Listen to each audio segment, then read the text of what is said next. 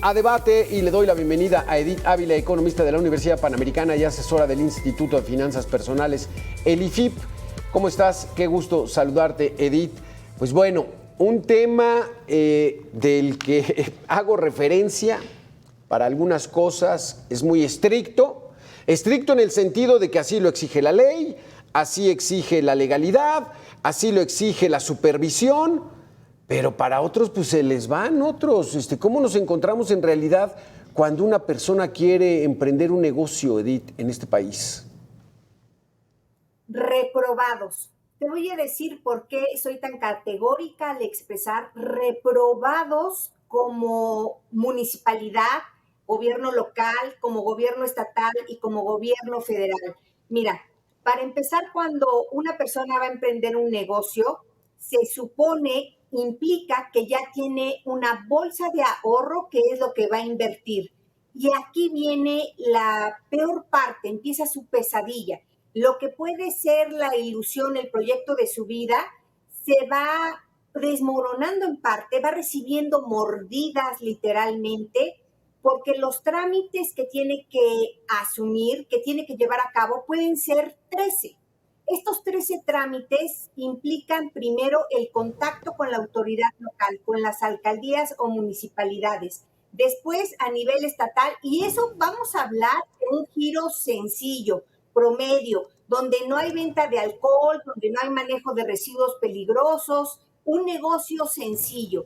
Bueno, te voy a decir algo. México ocupa el lugar 41 en una medición de 49 países, es decir, estamos entre el tabulador más bajo en la calificación de facilidades para abrir un negocio.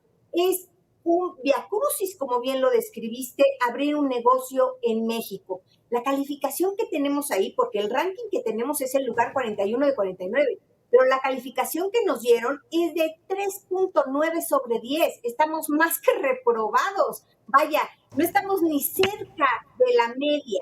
Somos una estructura burocrática, normativa, que parece castigar a quien quiere emprender un negocio como una papelería o como un negocio de venta de comida como tortas, algo sencillo. Bueno, esto es un verdadero problema social porque entonces, ¿qué estamos esperando de los jóvenes o de las personas que están ya jubiladas pero que requieren de seguir teniendo ingresos? Porque todavía tienen una vida que puede durar 20 años más o 25.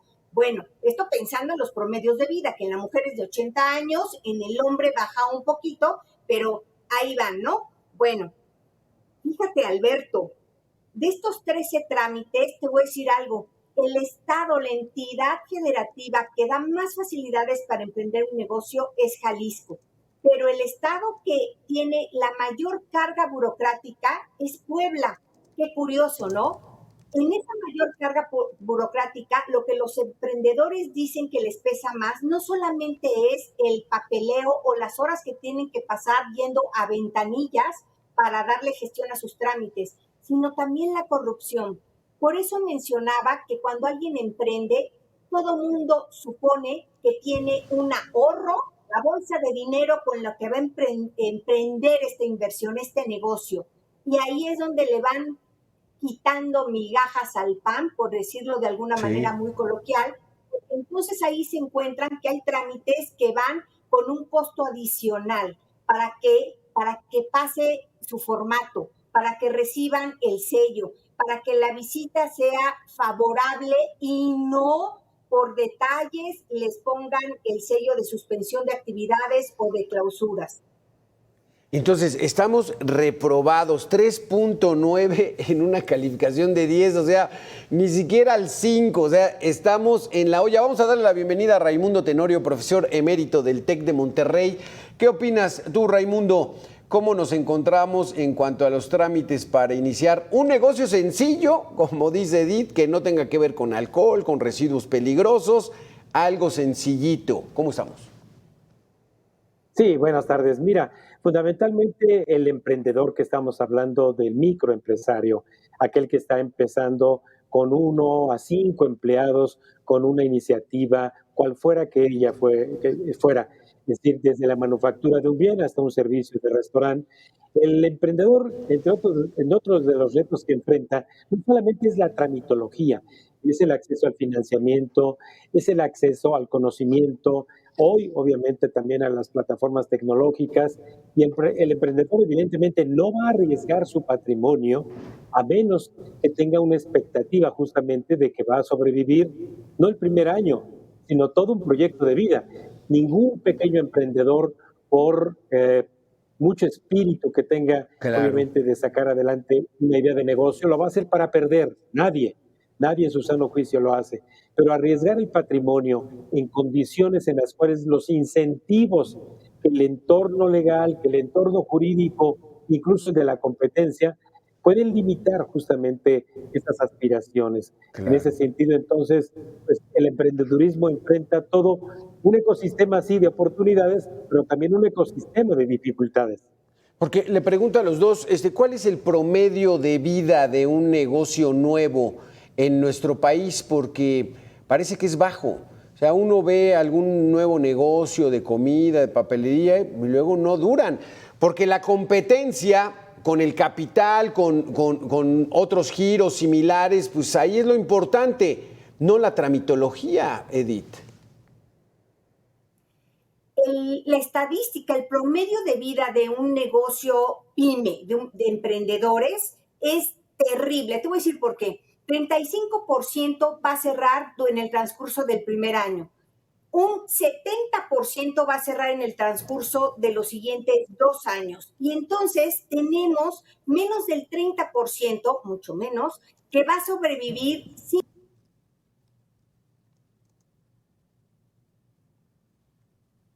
Ay, te perdimos.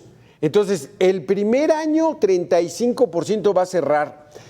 Y entonces solamente el 30% va a durar más de 2 años, Raimundo. Pues ahí es pues una desgracia para esa gente que le está invirtiendo su dinero, su tiempo, su esfuerzo, su creatividad, su innovación y que finalmente pues es muy difícil entonces ser emprendedor en México.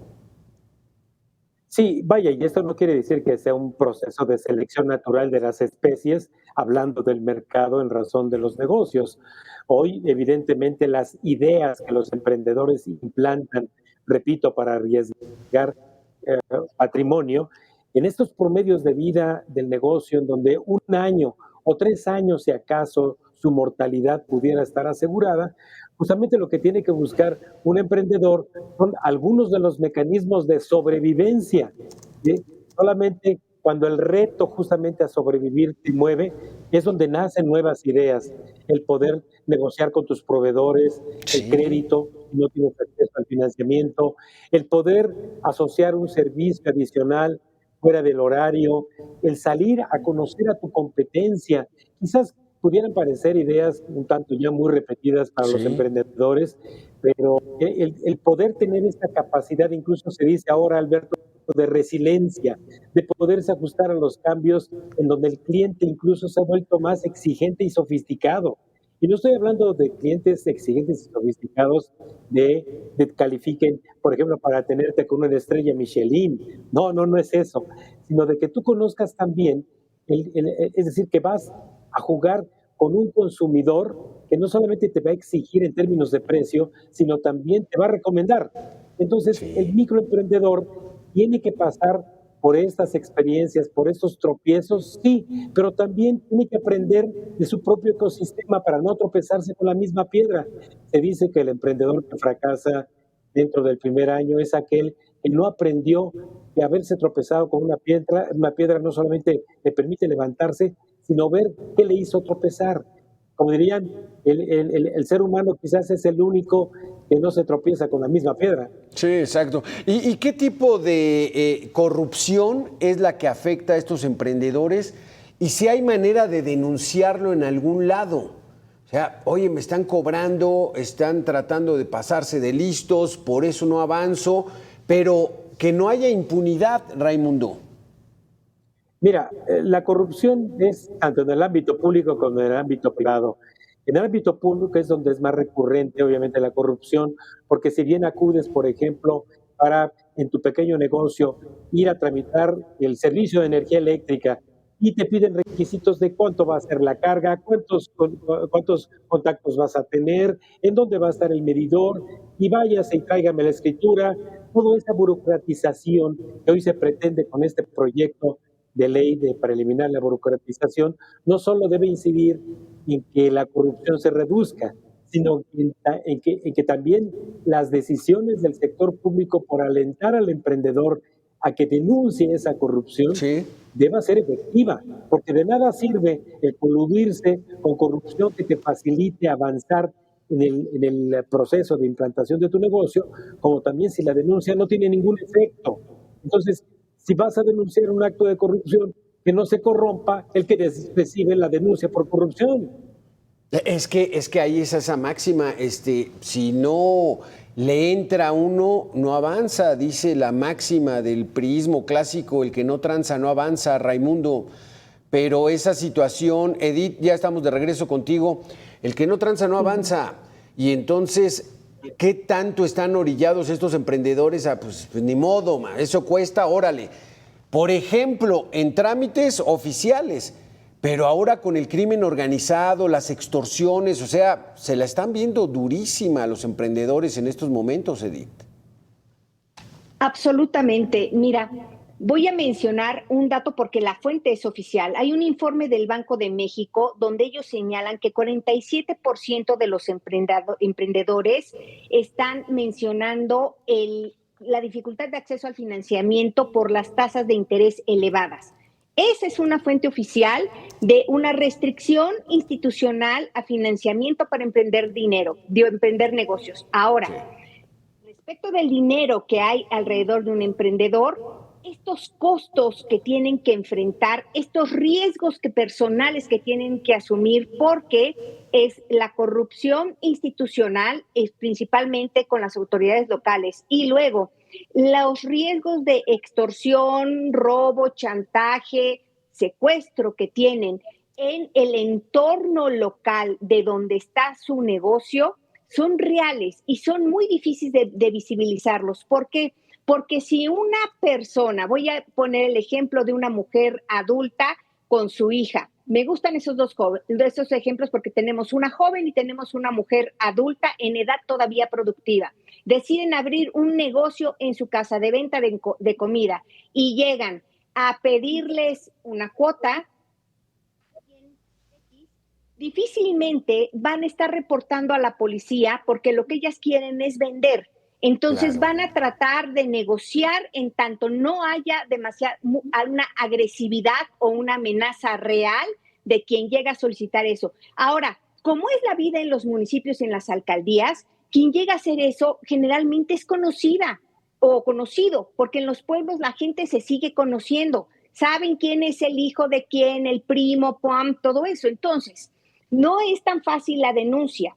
Ahora, si tú vas a denunciar, el riesgo que corres como emprendedor es que tengas que mover tu negocio a otro lado y entonces vuelves a empezar la cadena burocrática ahora con otra autoridad local.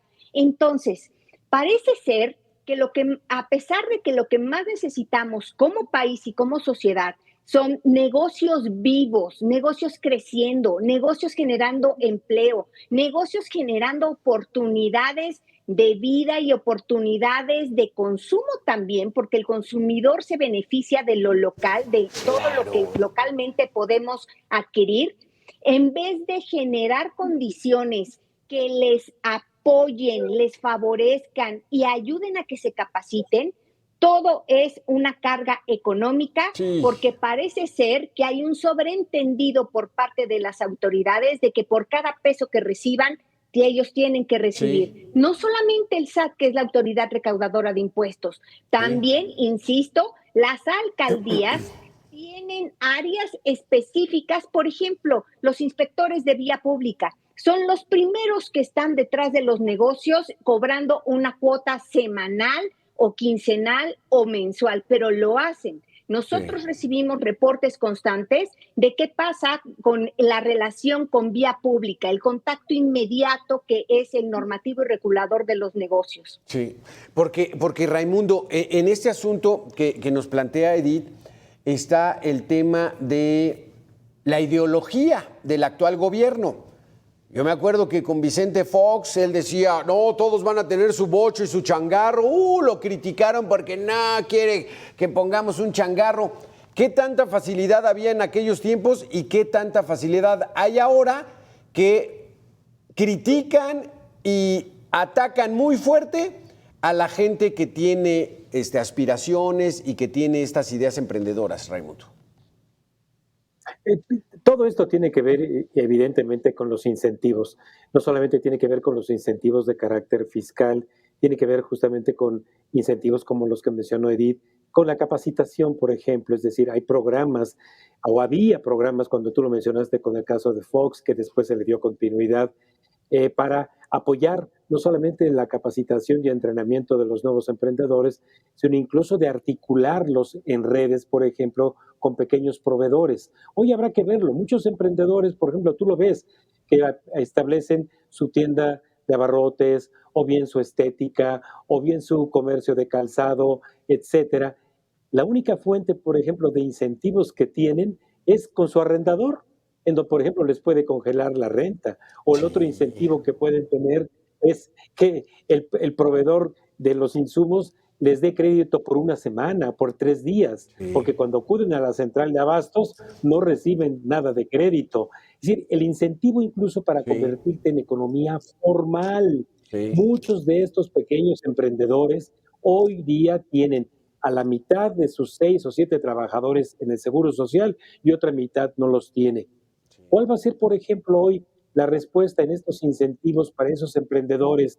Una nueva ley laboral que busca reducir la jornada de 48 a 40 horas.